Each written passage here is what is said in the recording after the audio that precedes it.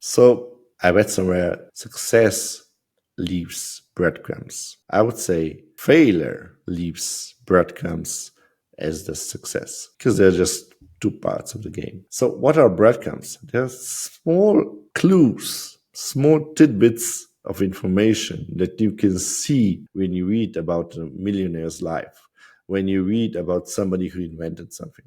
There are small breadcrumbs that the writer left. They're actually very, very important.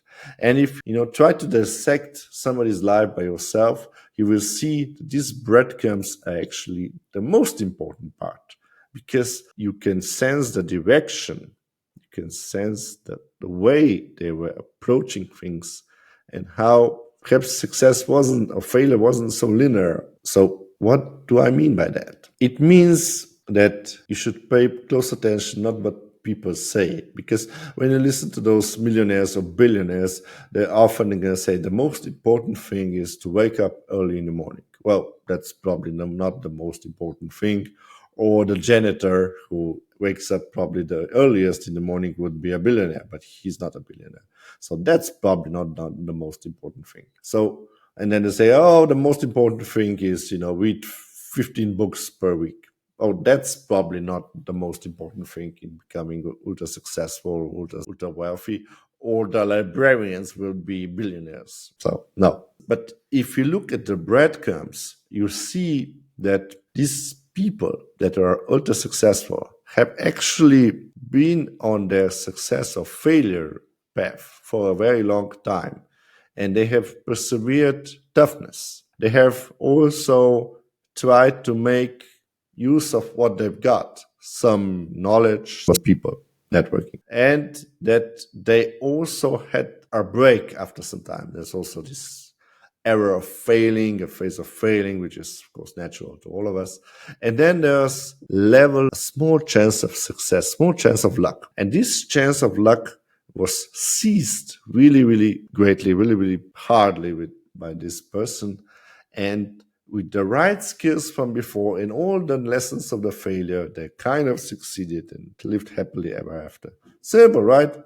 Oh, of course, aside from the luck part, and aside of the struggle of several years and months, and aside of the fact that they lived in the special circumstances and knew somebody and so on. So it's kind of like a very exact recipe. And each person is a separate dish because the ingredients differ quite a bit. So there's also always these stories about what makes us a billionaire or millionaire or whatever. So, and people like to read it because it's so simplified. It's so simplified down to 4 ingredients. 3 things you have to do if you want to be a billionaire. That's horrible. Do you think that people who do those 3 things will be billionaires? No, they won't. But what we do know is people have to fail a lot because they have to try a lot.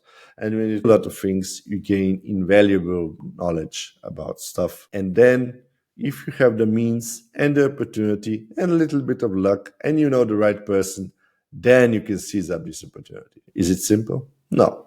But my channel is talking about this moment about failures and trying out. So is it the condition, we say in legal terms, sine qua non? Is it something you cannot live without? Sure, it is. Is it the most important thing? No. What's the most important thing about pizza? I don't know. Is it the dough? Is it the cheese? Is it the tomato sauce? Is it the bread, the salt? Is it the yeast? Well, it's all things together, of course. Of course, somebody can say, oh no, it's the most important thing is the yeast. Sure, it can be for him. But give him the yeast and withhold every other ingredient. Can he make a pizza margherita? No, he cannot. So what's the most important thing? Everything.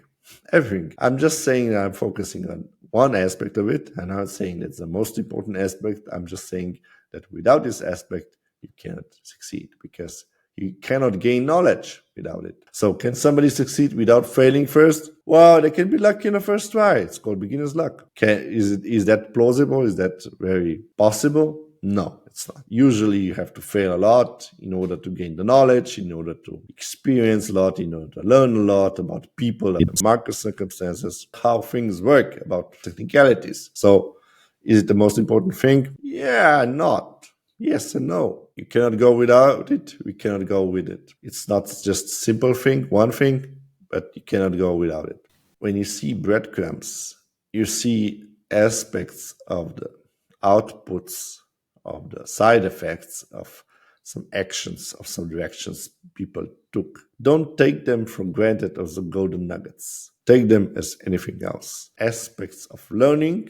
And if you think you are on the right track, of course, double down. I don't know.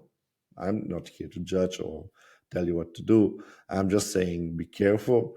And when your gut tells you to jump, then jump. Either you fail or you will succeed. Either you will fail and learn or you will succeed. Or you will do both. Who knows? Sometimes even by failing, you succeed. So, but that's another topic. Hope you liked it. See you next time.